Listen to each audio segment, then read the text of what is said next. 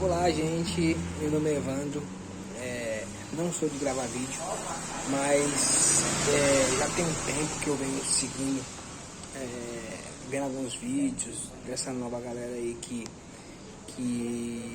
estão difundindo o socialismo, né? O comunismo, dizendo que o socialismo é o meio campo, né, para o comunismo, é uma ligação. Para chegar ao comunismo tem que passar pelo socialismo.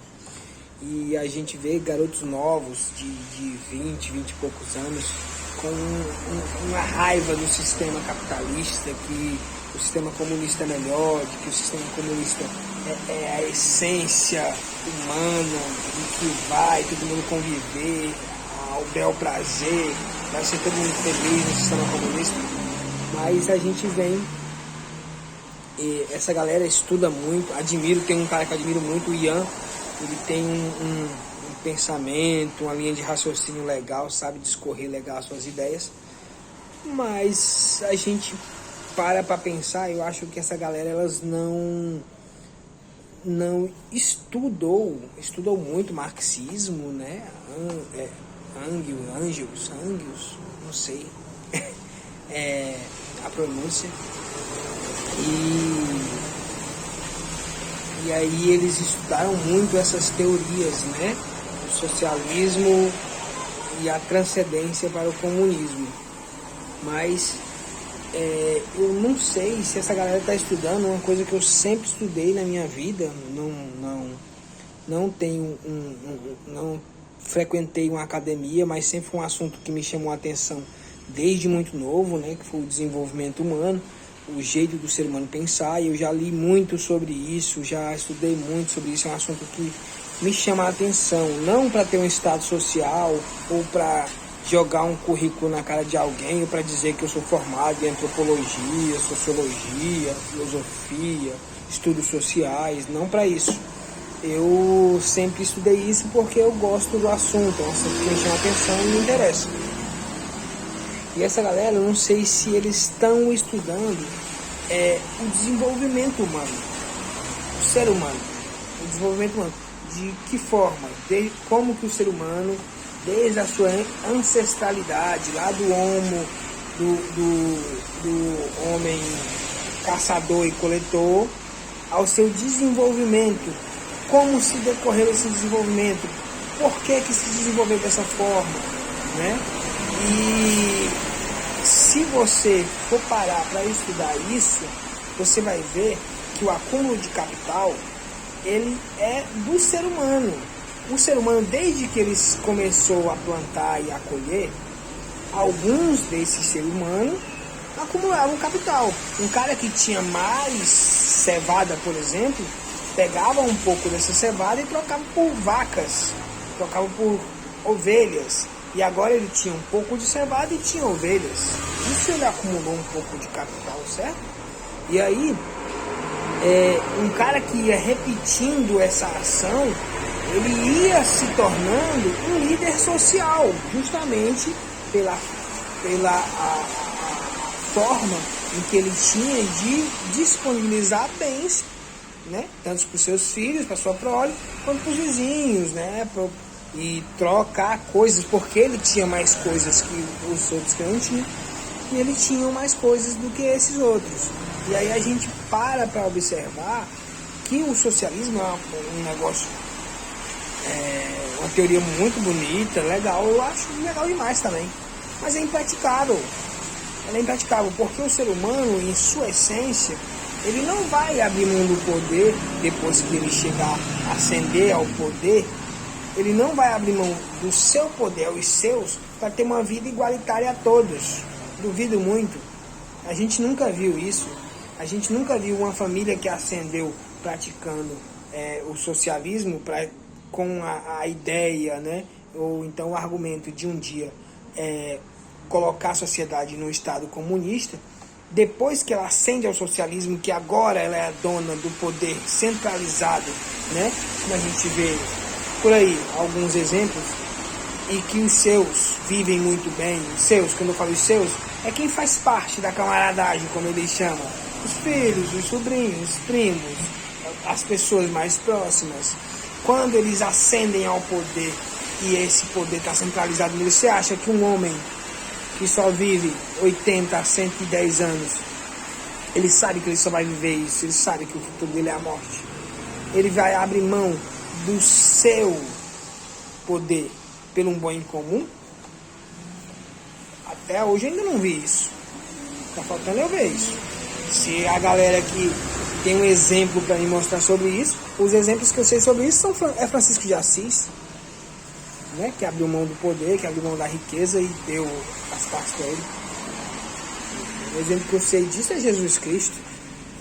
O socialismo e o comunismo dariam muito certo, mas se Jesus descesse de lá, de volta, e ele protagonizasse tudo isso, porque tem que ser uma pessoa muito boa para praticar isso. Nós, seres humanos normais, eu acho muito difícil acontecer isso.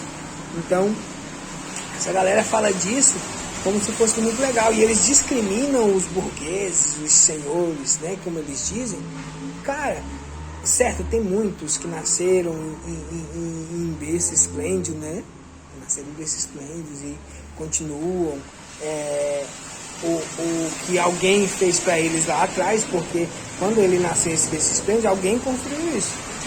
Hoje, a gente tem diversos exemplos, que é só você procurar, de pessoas que nasceram pobres, na pobreza, e ascenderam, né? Criaram riqueza, acumularam capital. Como?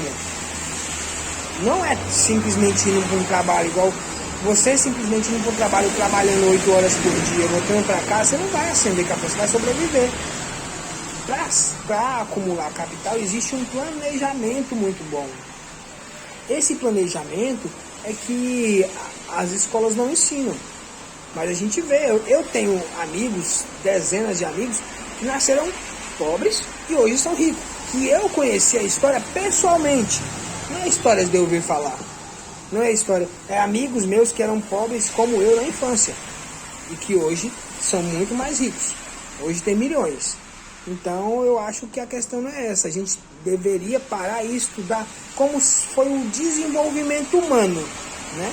Desde o homem coletor, a próxima fase é o homem agricultor, né? A próxima fase do coletor é a agricultura, a próxima fase tem a industrialização, né? Mas isso foi milênios de anos. Então a gente tem que entender o comportamento humano no homem coletor, caçador e coletor, no homem agricultor, e se o homem acumulava capital ou não, o homem agricultor.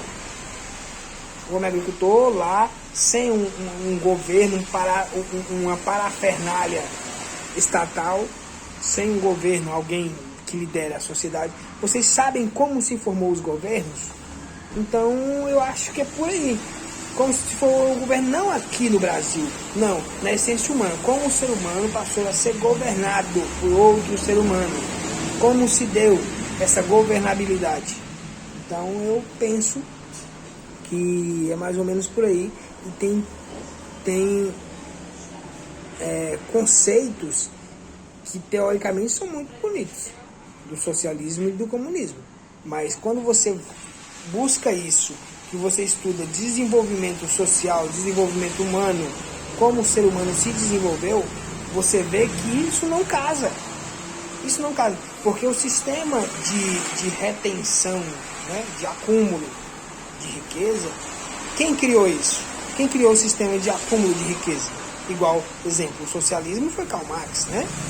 O socialismo e o comunismo foi Karl Marx e tem outros protagonistas, né? O que eu mais conheço é o Karl Marx, o mais famoso. Mas e aí? E quem criou o capitalismo? Fica a questão. Como se desenvolveu o capitalismo? Né? Eu acredito que o caminho é esse. É estudar o desenvolvimento humano. E você vai ver se o ser humano naturalmente se desenvolveu capitalista ou socialista. Né? Eu acredito que é por aí. E que parece-me que pessoas vivem num mundo utópico, num mundo que não tem como seres humanos ser iguais se eles não são iguais. Cara, é só uma digital, é só um pensamento. Eu tenho um tipo de pensamento. Meu irmão, que só é 11 meses mais novo que eu, tem outro pensamento. Entende? Tem outro estilo de vida. Ele almeja outras coisas. Não o mesmo que eu penso. Não o mesmo que eu quero. Então, como pode tornar essas duas pessoas iguais? A não ser pela lei. Mas o que a gente deve medir, eu acho que, no meu pensamento, é o nível de felicidade. Então, a gente devia hoje pegar todos os países.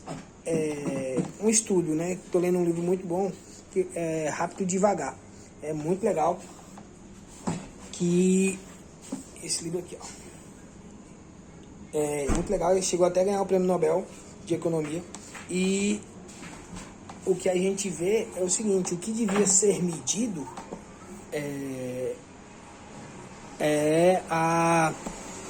Desculpa, gente, eu tenho TDAH e meu pensamento às vezes vai embora e eu tenho que voltar. Vai lá. O que a gente devia ser medido numa sociedade, toda a sociedade, para saber se o socialismo é bom em vez do capitalismo, é pegar, vamos dizer que 5 indivíduos de cada país e testar o nível de felicidade desses indivíduos. Né? Porque igual esse mesmo livro que eu estava mostrando, por isso que eu mostrei, ele diz o seguinte: se você pegar só 2 indivíduos, a chance de sair um estudo errado é muito grande. Então você tem que pegar ao máximo de indivíduos possível para que seus estudos tenham um nível de aceitamento, de acertamento, de um pensamento coerente, correto, seja maior, né? Então eu acredito que é por aí. Então os meninos de 20 anos, vamos pegar a galera de 25 anos, 30 anos, né? Que é o cara que já está passando da fase jovem para a fase adulta. O americano, o nível de felicidade de um jovem desse americano, o nível de felicidade de um jovem desse cubano, o nível de felicidade de um jovem desse brasileiro, o nível de felicidade de um jovem desse peruano. E aí a gente media o nível de felicidade de todos eles para saber. Porque no fundo, o que importa é a felicidade do indivíduo. Porque você vai viver 100 anos. E se você viver 100 anos triste, pra quê? Você vai viver 100 anos triste. O que importa não é o acúmulo de capital, nem a igualdade dos seres. É a felicidade que esses seres habitam no ambiente que eles estão. Como eles se dão com o mundo, como eles se comunicam com o mundo, eles gostam de viver ou não. Entende? E eu acho que esse é o tipo de pensamento que a gente deve ter, e esse deve ser o tipo de estudo que deve ser realizado.